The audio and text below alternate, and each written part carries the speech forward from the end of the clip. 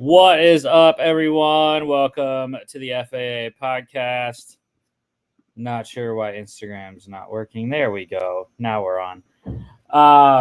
Jimmy will be along shortly. And speaking of Jimmy, there he is. There I am.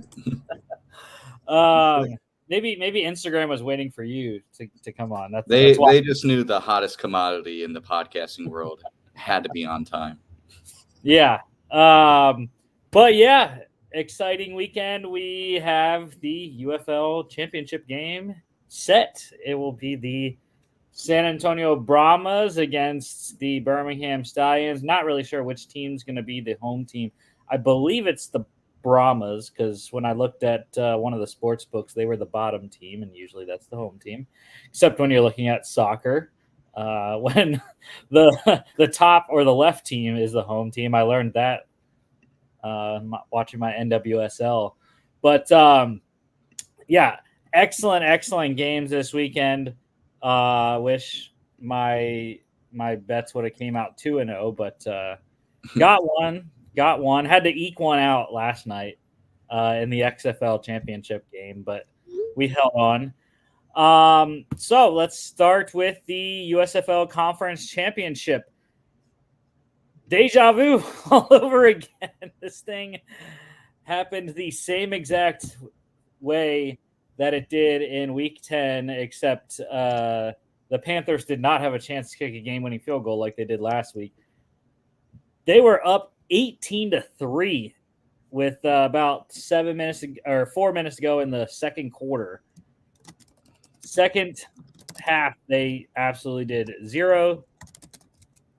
And third quarter was just ridiculous. 6 turnovers combined between the teams in the third quarter. Had only happened twice, I think they said, over the last 50 years in the NFL. But yeah, the Stallions going for a three-peat, back-to-back USFL champions, now looking to claim their first UFL championship this season, 31-18 over the Michigan Panthers. And again, I thought it was going to be a close game. It was looking very good early. I should have live bet the Stallions money line. I should have known better that they would come back. I was holding out hope for my +5 most of the game. I thought eventually that Michigan would score again, but it came down to the Birmingham defense. Early on, Michigan was lighting them up yards-wise, but they weren't scoring. They were kicking field goals. Jake Bates went 4 of 5 in the first half, and that was really the issue. They could not score touchdowns in the red zone, and Birmingham eventually benched Adrian Martinez after his second fumble of the game. Matt Corral came in, won him the game, was lights out. Etling, though, 18-29, 62.1%, 182, a touchdown, 3 picks and a fumble. 3 of those turnovers were a part of that crazy 6-turnover third quarter. 3 aside on that one. Adrian Martinez, like I said, struggled. 10 of 19, 52.6%, 164, a touchdown, a pick, 2 fumbles there. And then Matt Corral, again, excellent game for him. Coming in the third quarter, 9 of 11, 81.8%, 120 yards, 2 touchdowns, a pick, and a 1-point conversion. That performance, I think, is what our guy Alex saw preseason, why he picked Matt Corral to win the MVP. The other quarterback, Adrian Martinez, ended up getting the job in Birmingham full-time after about week 3 or so. But CJ Marable, excellent game on the ground, 8 carries, 77 yards, and a 5-yard reception. Ricky Person scored a receiving touchdown for the Stallions. Jordan Thomas was pretty good. He led the game in receiving for the Stallions, 2 catches, 62 yards, a touchdown on 3 targets, and a 1-point conversion where he absolutely mossed. I don't remember who it was for Michigan, but Matt Corral put it up, and it was only where the 6'6" Jordan Thomas could go get it with his wingspan that he has. COC Mariner continued his strong late season charge there, scoring a touchdown on his 6 targets. Mari Rogers scoring a touchdown for Birmingham as well. And then defense, there's a ton of stats because of that third quarter. What changed the game, though, was Daniel Isom's 48-yard pick 6. None of the other turnovers ended up in points because they were kind of like just back to back to back to back to back to back. I don't know if I hit 6 on that one or not, but Isom 3 tackles, all of them solos, a sack, tackle floss, pass selection, that 48-yard pick 6. Dondre Tillman had a great day, 2 sacks for him for the Stallions D. And then Ike Brown, the other 2 interceptions off of Etling, the second one that sealed the game for them at the end. Mention, though, Jake Bates again, though. The outside struggles, man. 4 of 6 in this one. He's now, what was he? 3 of 7. So he's 7 of 13 now in outdoor games. I don't know. I still say he should not have been the all UFL kicker. I think it should have been the Battlehawks, Andre Schmidt, or the Showboats, Matt Coughlin, because those two. Matt Coughlin led the league in field goal percentage with 94%. And then Schmidt had the most field goals in the league with, I think he had 19 in the regular season. But second in overall make percentage. So, yeah, I don't know. Jake Bates going to get looks because he has a booming leg. And it's going to be interesting to see how NFL teams, if they go to a college style where they roster a kickoff specialist, which would be tough because you already have, tough cut downs with only having 53 active. So, yeah, we'll see. The Stallions, though, covered -5 over 49. I think I leaned the under on that one just because of last week's game. I think went 39. Stallions won 20-19. And it was looking good. The under was looking good for most of the game till that late third and then fourth quarters for Birmingham really lit it up on offense. This game was not letting it up on offense until late, just like the other game. But the San Antonio Brahmas, baby, I lone wolfed them for the second straight week. They got it done. I didn't even realize last week's game when I lone wolfed them, they were out like 6 or 7 starters, and they still only lost by a point, had a chance to win it.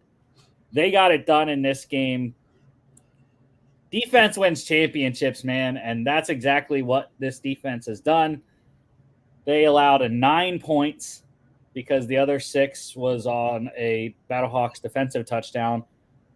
So they've allowed 9 points to probably the 2 best teams in the league they've faced in the Battlehawks, and they are the only Stallions loss of the season where they allowed 9 points.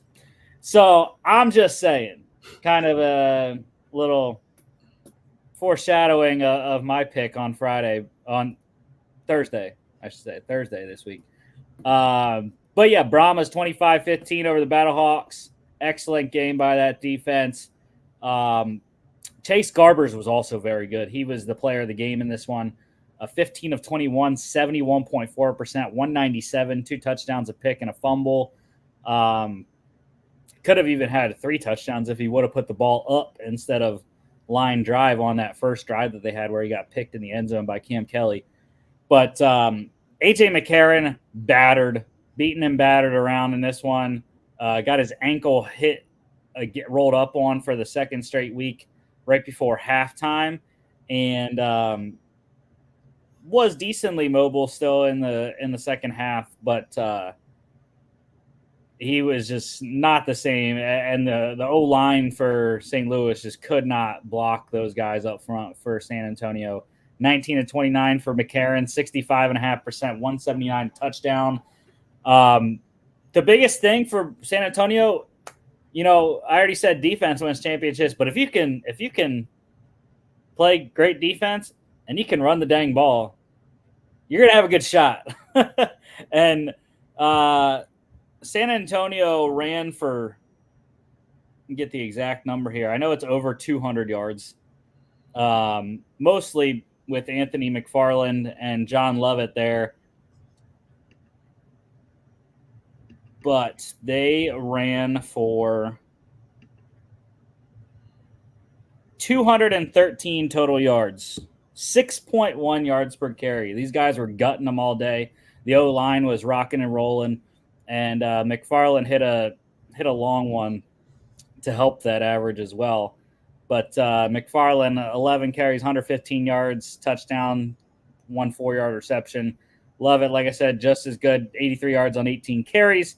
Jacob Sailors also was pretty good. So it was all around good running day for both teams. 79 on 14 carries and a 12-yard catch. Justin Smith led the game in receiving for San Antonio. 4 catches, 76 yards, touchdown on 6 targets. Hakeem Butler, 10 targets for him in this one, caught 6 for 59. You had Marquez Stevenson catching a touchdown on the Brahmas side, and Jake Sutherland, tight end for St. Louis, catching a score as well. And defensively, I'm going to go twofold because you have to say the touchdown, defensive end Pita Tamapanu for the Battlehawks, but he only had 1 tackle along with that 10-yard fumble return for a touchdown. But Prince Emili, the defense tackle for the Brahmas, was a monster up front. 5 tackles, 4 solos, 2 sacks, 2 tackles for loss. And funny enough, Joel Klatt, that's who he had as one of his players of the game on the Brahmas defense side. So props to Joel Klatt for hitting it on the head right there. Brahmas +3, they went out right under 44, and that's what I was saying, Jimmy, dude. This the under, my goodness, I was sweating bullets out here because I was looking at it and I was like, all right, well, luckily St. Louis got a stop, so Brahmas kicked the field goal, made it 40. I was like, all right. We need 4 and out here, Brahmas defense. And they let St. Louis dink and dunk down the field. And then the announcers are saying, you got to kick a field goal. You got to kick a field goal. You're down 10. Got to kick a field goal. And I think the Battlehawks were at like the 15-yard line or something like that. And they did not kick a field goal. And then I had to sweat all the way to the last play of the game because if the Battlehawks would have just kicked a field goal, would have been 43. We would have won still. But I had to sweat 4 plays from about the 15 to 20-yard line, and they were all end zone shots. And it was not great. But we got it done. So, and at the last play, someone threw like a streamer on the field, and I thought for sure it was like a flag for DPI. I was like, no way. We're going to get an untimed down and get a BS touchdown here at the end. But we held on.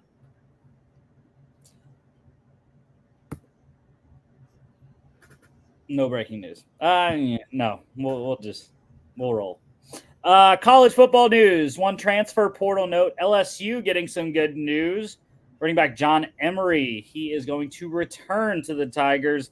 Entered the portal in April, but he will stay in Baton Rouge for the 2024 season in LSU. UFL news. We had the Stallions quarterback Adrian Martinez announced as the UFL MVP. Everyone knew that was coming. Again, though, the last 3 weeks haven't been great for him, though. They had the loss against San Antonio and then struggled to eke out a win against Michigan in Week 10. Wasn't very good. Down 18-3. Luckily, they got Matt Corral to get the comeback. Had 3 turnovers for Martinez. So I know they mentioned this on the post game, but there's a big decision for Skip Holtz. Birmingham this week. Like, who do you go with? Do you go with the MVP who's led you most of the season to a rocking offense? Or do you go with the guy that got you the win last week in Matt Corral? This is a big decision in a big game. Yeah. I mean, but I would say kind of Martinez.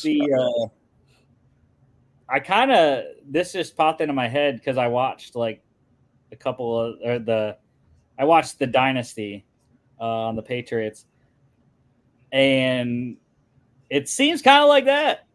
You know, the Patriots had a decision going into the Super Bowl 39.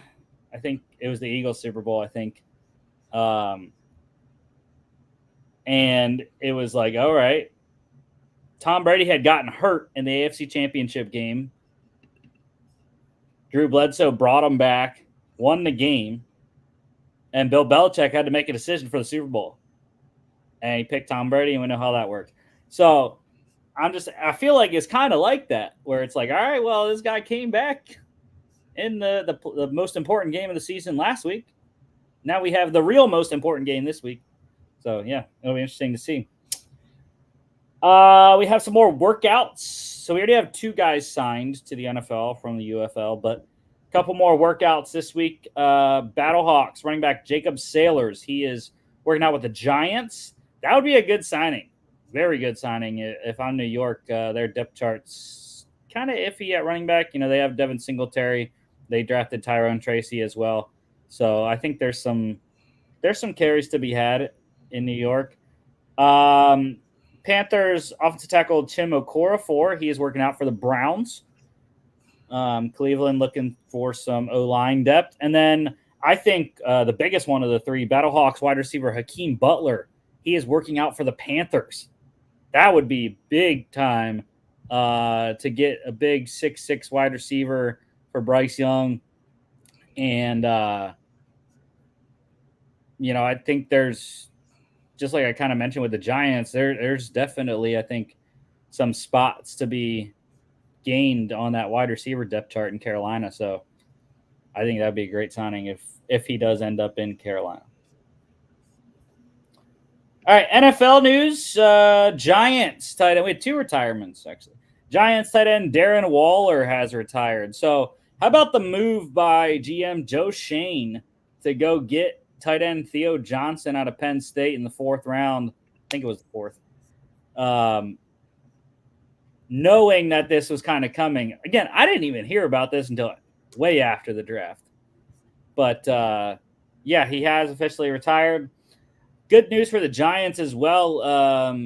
$11.6 million in cap space they're going to get back for Waller retiring. He was a 2015 Ravens 6th round pick, number 204 overall, played with Baltimore from 15 to 16, the Oakland and Las Vegas Raiders from 18 to 22, and the Giants last season in 23. 86 career games, 63 of them starts, 501 targets, 350 receptions, 4,124 yards, 20 touchdowns, 3 carries for 26 yards, a rushing touchdown, and 3 fumbles. Only played and started 1 playoff game. Big target load in that one. 12 targets, 7 of those receptions, 76 yards. That was the Bengals game, I believe. That one in Cincinnati. I think that was it with the Raiders. One-time Pro Bowler in 2020. So, yeah. Pretty solid career. Guy that really didn't, peak until 19 or 20. The Texans corner Steven Nelson has also retired. Chiefs 2015 3rd-round pick, number 98 overall, played with KC from 15 to 18, the Steelers in 19 and 20, Eagles in 21, and the Texans in 22 and 23. 130 career games, 115 of those starts, 456 tackles, 374 solos, 11 tackles for loss, 13 interceptions, 78 pass deflections, a sack, 2 QB hits, 2 forced fumbles, and 4 fumble recoveries. Of course, playing with the Chiefs, And the Steelers and Eagles, you're going to, and even the Texans, now you're going to play into playoff games. So 10 games, 8 of those starts, 35 tackles, 28 solos, a pick, and it was a 82-yard pick six, 8 pass deflections as well in those 10 playoff games. So, yeah, decent careers for both guys. The Steelers, they signed head coach Mike Tomlin to a 3-year extension through 2027. Excited about that. Mike T not going anywhere. I don't know. He might be like he's below Andy Reid. I'd say Andy Reid's the best coach in the NFL. But it's hard to not put him second, though, I think. Trying to think of any that could push. I mean, John Harbaugh is probably another one. Harbaugh. Who else? It's tough because a lot of them there's not a lot of longevity. I know. Like I was gonna say, like guys like maybe McVay and Shanahan, but the problem is obviously longevity with them. I mean, I would put Kyle Shanahan up there. He's still waiting to get that Super Bowl, but yeah. But I mean, he's such a great offensive mind. Multiple conference championships. Yeah, he's a great coach. I think the attacks on him because of losing Super Bowls is kind of silly. It's like you get to the Super Bowl, that's an insane accomplishment. So coming up just short both times is not something I would really think is a big against him. I mean, all 3 Super Bowls that he has coordinated or been the head coach in, he's ran into.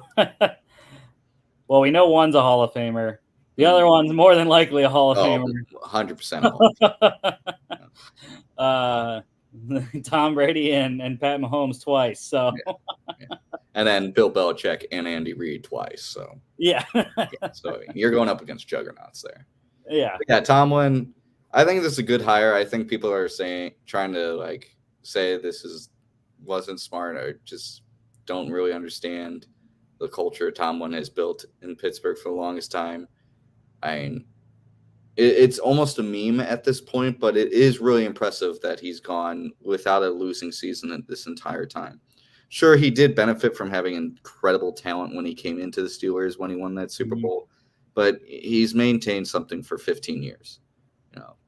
Good or bad, well, how do I want to say it? However you feel about not tanking or having a bad season for draft picks, I mean, he's just done more with less, and he's kept Pittsburgh competitive for as long as he's been there. So it's hard to really argue against this signing, especially when I think of Pittsburgh right now. I definitely feel like they're still transitioning from the post-Roethlisberger era. They're trying to find that QB. They're trying to find, those statement offensive players. Their defense is fantastic, but they're just trying to find those offensive players that could, keep it consistent. And I think they trust Tomlin to, nurture and, guide young offensive players to that. So, yeah, I think this is a great signing. It seems too obvious to not make. Yeah, I think the success of not having a losing season has continued partly because of the continuity with the front office, the hiring of Omar Khan a couple years ago, a guy that has been brought up in the organization under former GM Kevin Colbert. I think having a guy that understands what Pittsburgh's about and what kind of players Coach Tomlin is looking for, I think that has helped tremendously as well. But yeah, I mean, I said it, I think, I don't remember when I said it. We were doing something a couple shows ago, and I said I had locked in my Steelers over 8.5 wins. The only thing that'll screw me is if they go 8-1. But yeah, I mean, model consistency and yeah, And the one argument too, I would place on people that would argue against this hiring is who would Pittsburgh put in his place at this time in their franchise? There really isn't a good option right now. I wouldn't even put Belichick. Like, no. I mean, maybe in 3 years he'll be a coach that could step in for Tomlin, but right now he presents the consistency this franchise will want, just the level-headedness of him. It would be hard to replace him with someone that you would say objectively is better. There is only one coach out there that I would take if the Steelers went away from Mike Tomlin, and that's my guy, Kirby Smart, but he will never leave Athens. No, I don't think there's a lot of college coaches that would do it. And I don't see any coordinator right now, offense or defense, that's gonna like scream, hire me right now. At this point, the only one was what's his name, Ben Johnson out of the Lions, and he made it very clear he didn't want to leave. So I mean, you're gonna have to wait a couple more years to find that that next hotshot coordinator that will be a guy you'd want to replace Tomlin with. But right now, he's just not there. So just take the consistency of Tomlin. I have one signing to talk about. The Bears. They re-signed tight end Mercedes Lewis to a 1-year deal. Going into his 19th season, he turned 40 this year. He extends his NFL record for seasons played by a tight end. He already had it last year when he played 18, past Jason Witten. And I think Tony Gonzalez also – I think there were 3 guys that played 17 at the position. But 19 seasons for the tight end. Can't wait to see his 3-catch season next year with Caleb Williams as the tight end 3. I mean, there's worse choices for tight end 3, and I've always liked Mercedes Lewis. Yeah. And one workout to note, the Seahawks. They are bringing in Dolphins wide receiver Robbie Chosen for a tryout basis there for during minicamp. I really enjoyed the tweet that said this. I think it was by Tom Pelissero. I don't remember, but it was like Robbie Chosen, aka Robbie Anderson, aka Robbie Anderson, i.e. Robbie Anderson, aka Chosen Anderson, aka Robbie Chosen. This man has had a million more names than Chad Ochocinco. All right, let's get to the fun stuff here. Dolphins and Eagles, the 2 teams I picked last year to go to the Super Bowl. And if we would have played the Super Bowl after week 8, I would have got it. These 2 were dominant in the first half of the season. Second half wasn't great, but at least they both made the playoffs. More than Jimmy's Vikings can say. Thanks. All right, with the Dolphins, 21st overall edge rusher Chop Robinson, Penn State. Second round, 55th offensive tackle Patrick Paul from Houston. 4th round, 120th running back Jalen Wright from Tennessee. 5th round, 158 edge rusher Mohamed Kamara from Colorado State. 6th round, 2 picks, 184 wide receiver Malik Washington from Virginia. 198 safety Patrick McMorris from Cal. And 7th round, 241st wide receiver Taj Washington from USC. You go first, Jimmy, because I'm going to go first on my Eagles. Okay. I think the one problem I have, I'm going to start with what I don't like about the Dolphins draft. And it's just they had so many needs at offensive line at all positions, especially interior out. Like we talked for weeks how we thought the Dolphins should build inside out with that offensive line. Maybe take, Jackson Powers Johnson or Graham Barton or Frazier, but they ended up only taking one offensive tackle in the second round, Patrick Paul, who, by the way, I really like the pick of Patrick Paul. My problem is just kind of ignoring that interior need the entire draft. I think the most head-scratching pick to me was Jalen Wright in the fourth round. I mean, did we not watch A-Chain have a fantastic rookie season? Where does Jalen Wright fit in this? You doubled up on edge. You doubled up on wide receiver. Again, I love when teams double draft offense in the trenches, but this team did the opposite. It doubled up on wide receiver, a position I didn't feel like they had a need for or had much, it's hard to look at that, especially the back half of the draft with Malik and Taj. I mean, if you get one of them, fine. Getting both was weird. Jalen Wright is just an odd pick. So I guess I started with what I didn't like. It's getting right in the fourth, getting two wide receivers in the sixth and seventh, avoiding essentially the entirety of the trenches in interior D-line and interior offensive line. So I think that's my biggest gripe with the Dolphins. However, I will say I do really like Chop Robinson. I think him at 21 is a pretty good pick. I like Patrick Paul. And I do like Kamara as well in the fifth round. I thought those picks were pretty solid. And, I mean, even though I kind of crapped on it, I do like Malik Washington. I do like him on this team. I don't like double drafting Washington's, wide receivers, but I do like Malik. So the Dolphins really confused me. They didn't have a lot of picks, and I feel like they didn't utilize it super well. I think going into the season, that interior offensive line and interior defensive line is going to be a concern for this team. This team is going to be relying on a lot of question marks and hoping a lot of players play way above their pay grade to have this team work.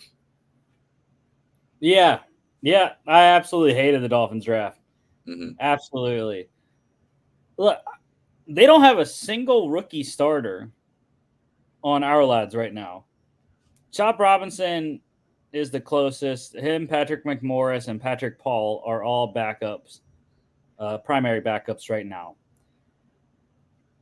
What I did I liked the Patrick Paul selection just like you. Hopefully he can be the future left tackle. Tron Armstead is older, has injury concerns there as well.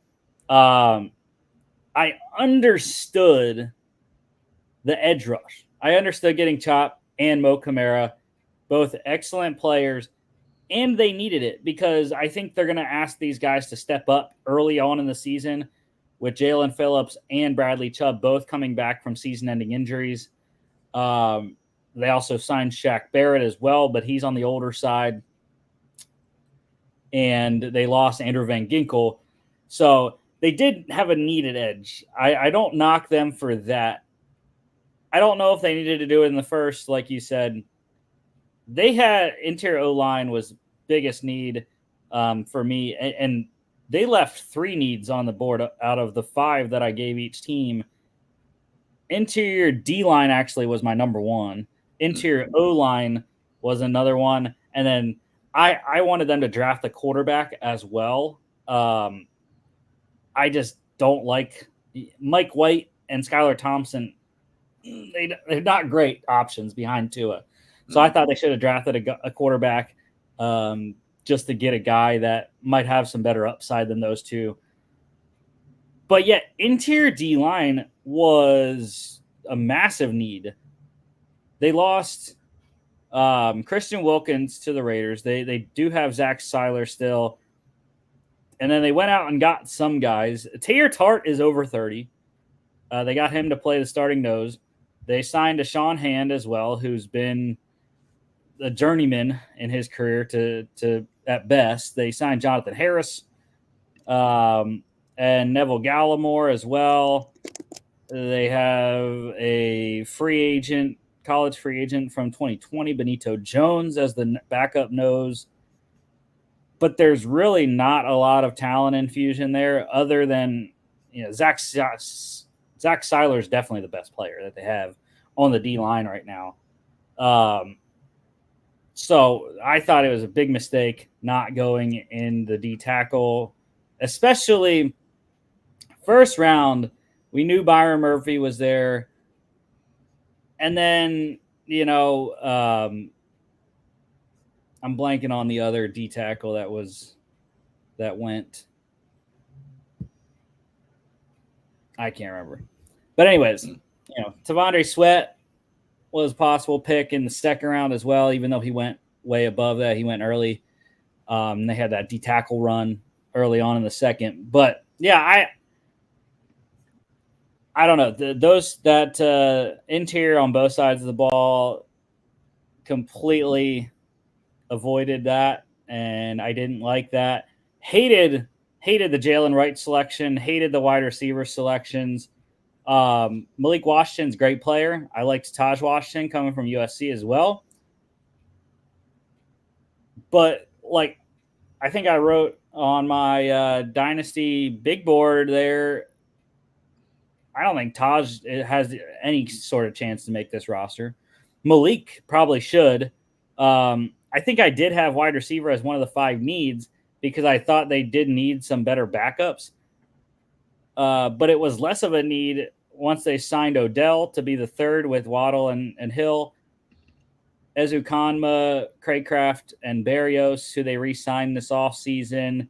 They have Anthony Schwartz, Braylon Sanders as well, Matthew Sexton.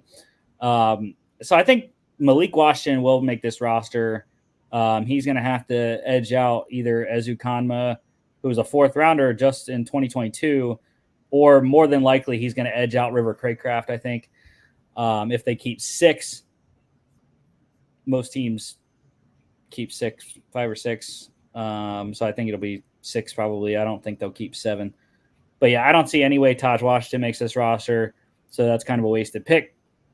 Patrick McMorris, whenever I write Patrick McMorris' name down, I always write San Diego State because that's where he transferred from to Cal from. But he has a good chance. Safety was a need as well. I did not like their guys beyond the starters, Javon Holland, and they got Jordan Poyer in free agency, who has had injury issues. So I wouldn't be surprised if Patrick McMorris is the 3rd safety in that if they go 3 safety sets. But yeah, the Jalen Wright thing, I had no idea. Like you said, Devon Achane was a standout even in only, I think he played 11 games last year. Still ran for 800 yards. Raheem Mostert, they re-signed, and they have other guys that have been there, Salvin Ahmed and Jeff Wilson Jr. So our lads has Wright as the number 3 right now. Sure. I mean, he's got the speed, obviously, but he ran 4.33. But I just don't see an impact player right away, and probably not until next year. So I don't know. Yeah, I was like you. I did not like this draft mostly at all. All right, on to the Eagles. 22nd overall, they got corner Quinyon Mitchell out of Toledo. 40th in the second round, corner Cooper DeJean out of Iowa. 3rd round, 94th, edge rusher Jalix Hunt, Houston Christian. 4th round, 127th, running back Will Shipley from Clemson. 3 5th-rounders, 152, wide receiver Anaya Smith, Texas A&M. 155, linebacker Jeremiah Trotter Jr. from Clemson. 172, guard Trevor Keegan from Michigan. 2 6th-rounders, 185, wide receiver Johnny Wilson from Florida State. And 190, center Dylan McMahon from NC State. The complete opposite of the Dolphins. Absolutely love the Eagles draft. It's not just me being a homer. Howie Roseman, give him executive of the year already. He nailed this thing. To get Quinyon at 22, you didn't even have to trade up like a lot of people thought they were going to trade up in the first to get a corner. To get him, and then to trade up in the second and get what I thought was the best defensive back in the draft in Cooper DeJean. To get both, not one, but both, was just crazy. And then they come back. They get a good developmental edge rusher in Alex Hunt. I love the Will Shipley selection. I thought they needed some youth in the running back room. The Kenny Gainwell has been kind of wearing. He's had some highs, but he's had some low lows as well. I really like Will Shipley as the receiving third down kind of back, even though Saquon won't come off the field unless he's injured. But like that, I liked the receiver selections. Anaya Smith, they needed a bunch of depth because it really was pretty thin there, especially with the Devontae Parker retirement now. They needed a guy to come in and step in as that third receiver, and I think Anaya Smith has a good opportunity to do that. Johnny Wilson was just a ridiculous pick at 185. No way he should have been there. Just because he runs slow, dude, he can moss people. It doesn't matter. He's 6'7". And his route running was kind of iffy. That was probably why he dropped. Of course, Jeremiah Trotter, he had to go to Philly. Jeremiah Trotter had to go to Philly. He's wearing his dad's number, 54. Love that. Love those stories. Now we have two legacies on each side of the state now in Pennsylvania. Joey Porter Jr., Jeremiah Trotter Jr. Love that. And then the O-line at the end, sure. You can't go wrong with Michigan O-lineman. It's a pretty easy pick there, Trevor Keegan. Dylan McMahon, I don't really know a ton about. I don't think he's going to make the roster because they just have so many guys at the O-line position. But even if he gets on the practice squad, I mean, the Eagles have the best O-line coach in the league, and Jeff Stoutland. So, I loved almost all of this draft for Philly. Yeah, it's hard to look at this and not be just absolutely stoked, really. I mean, the first two picks, a lot of you ask a lot of draft experts, and they'll always say it's never a good idea to double up on the same position in back-to-back picks. But when you have the 1 and 2 defensive back basically on the draft, a lot of people's draft board available to you on a team that had last year just really struggled in defensive backfield, you take it. It was the definition of Howie Roseman just going, well, here, damn, like we have this problem. I'm going to fix it. Here, damn, like I'm going to fix this problem. And I mean, it's very exciting. I love Hunt too. And the thing with Shipley, kind of the opposite with the Dolphins thing. Dolphins have a great young running back core. Eagles have a great older running back core. So getting a running back now makes sense because, you know, you have Saquon, you have Gainwell, just older veteran running backs. It's always a good idea to get a younger running back behind them. Anaya Smith, I love. Trotter, I wanted Trotter on the Vikings. I was begging the Vikings to take Trotter. I like that for the Eagles. And at this point in the draft, I'm doing my classic thing that I've probably said for every single draft class we talked about is like, all right, are you going to get the depth in the trenches? You can never go wrong with it. And Howie Roseman did it twice. He said, here, damn, here's Keegan, here's Dylan McMahon. Like, here's your guys, here's your offensive line depth. You can never go wrong with it. And he sandwiched getting that offensive line depth with another very solid wide receiver prospect. Wilson, to me, screams a wide receiver you have wait for a year or two before he really sees regular playing time. He definitely is a project over a fine-tuned wide receiver. So, yeah, I mean, my only gripe, similar to the Dolphins, I never like doubling up on wide receiver in a single draft. But as you mentioned, that wide receiver room depth was pretty weak, kind of similar to the quarterback room. So it's not the end of the world, especially when he had 1, 2, 3, 4, 5, 6, 7, 8, 9 picks. Mm-hmm. I mean, if you're pushing almost double-digit picks, you can afford to double up on skill positions like wide receiver. So, yeah, kind of like you said, almost opposite Dolphins. I mean, every single one of these picks, you look at it and go like, damn, a team got all these players in one draft. Like, that's real fun. Yeah, and once the Keegan pick happened, I didn't have any more needs for the Eagles. That was the last one.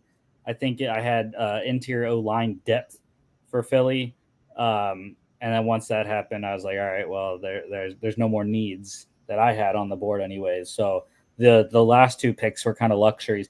And I mean, I made a big deal about the Dolphins not having any rookie starters. The Eagles do have one penciled in right now. Quinion Mitchell starting opposite of Darius Slay. Cooper DeJean is the backup to Avonte Maddox right now at nickel. Would not be shocked if he is the starting nickel by the season. Or even, I mean, I don't know if he's going to do it or not. I don't know where they're going to play him. That's the biggest issue with Cooper DeJean. You don't know where he's going to play. Is it outside corner? Is it nickel? Is it safety? If he doesn't win the nickel job, I wouldn't be surprised if he's playing all over and he even takes the free safety job from Reed Blankenship, who I love. I loved when they got him in 2022 as a undrafted free agent out of Mid Tennessee. But yeah, I think both those guys are going to start. Yeah. Cooper DeJean to me is just like a super athlete. Like, I think he can, if you give him the right guidance and right teaching, he'll learn a position and his athletic skills and football knowledge will translate. I mean, I wouldn't be surprised if the first 6 picks of the Eagles, probably not starting, but just had regular playing time this upcoming season. Like I think all 6 of those first 6 picks have a real good argument for getting good rotational time. Yeah, it's going to be interesting. The returner duties as well for Philly. There's a ton of guys on this list that can do that. Cooper DeJean, I think he's going to be the starting punt returner because right now they have Britton Covey there. Not sure if Covey's going to make the roster. I think there are 5 wide receiver spots solidified. Got A.J. Brown, Devontae Smith, Paris Campbell, they signed from the Giants, Johnny Wilson, and Anias Smith, both are going to make it. And then the 6th one is up for grabs. So if Covey can make that 6th receiver spot, I think he could possibly stay the punt returner because otherwise, why is he on the roster? But it's between him, Joseph Ngata, who they signed last year as an undrafted free agent, John Ross, who they signed this offseason, Jacob Harris, Austin Watkins, and Shaquan Davis as well. So a lot of guys there. But DeJean can return punts. They have Will Shipley as the backup kick returner to Isaiah Rodgers right now. That's a guy you haven't heard of probably in a little bit, Isaiah Rodgers. Been a minute. Suspended for all the 2023 season. But the Eagles signed him, even despite the suspension. He's back now. But yeah, Will Shipley can return kicks. Anias Smith, I think, can do both. And he is on there as both. He's the 4th punt returner and 3rd kick returner right now. So yeah, all 3 of those guys wouldn't be surprised they get time at returner. And it might make Howie Roseman's job easier when it comes to cuts. You have these rookies that can do multiple things. Why would you keep a veteran? Pay more. So, anyways, in terms of my dynasty rankings, again, I haven't updated them from some of the signings that we've had in the off season. You know, like the DJ Chark one in LA, a couple of the other ones as well. So, you know, they're still most of the rankings are still pretty solid numbers though.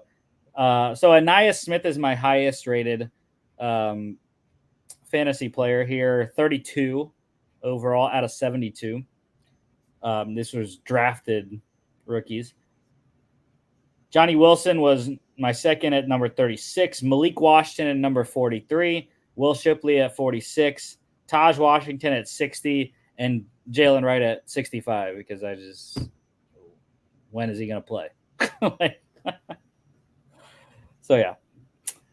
All right. Great time. The Dolphins, man. You want me to go first? Sure. I will give them a D+. And the only reason they get that plus is because I do like the picks of Chop and Patrick. But the rest of the draft I really didn't love. So D+ is what I'm going to give them. Probably one of the worst drafts probably this year. Yeah, I had a D in my mind, so I'm just going to stick with it. Probably the only D that I'll give out. in the draft recaps because it really takes a lot to get a D. So yeah, I'm going D here for Miami, and for Philly, I'm giving it A+. I mean, it's easy. They got probably the two best defensive backs in the draft, and they got a lot of other players that are probably going to play a decent amount this year. I'll give him an A. I don't give A+s other in retrospect. You get an A+ post fact, but you have a ton of guys that have the opportunity to be very productive and Pro Bowl, All Pro type, but they have to fill that role. So you get an A. Give me a couple of years, I might come back and give this an A+. All righty. And that's the show for today. Pretty succinct. Next week we get boring because it's the off season. There's no more football until August. Yeah, we don't even have UFL to talk about. We got nothing. Yeah. Maybe we'll talk about the NHL. We're talking a lot of UFL to NFL signings, hopefully. But, yeah, off-season week 1 next week. We'll have your UFL championship game recap when my team wins. Not saying who I'm picking yet. But we'll also continue our draft recap. Maybe we'll get our boy Danny Potter on here if he can make it. Packers and Bucks next Monday. And, yeah, I'll be back for that one. So don't forget to follow us on all our social media at FAA Podcast on Instagram and X. FAApodcast.com is our website. You can check us out here on YouTube, Facebook, X, Instagram, as well as Spotify, Apple Podcasts, iHeartRadio. And we will see y'all back on Thursday this week for Football Friday. I know, a lot of days. See ya.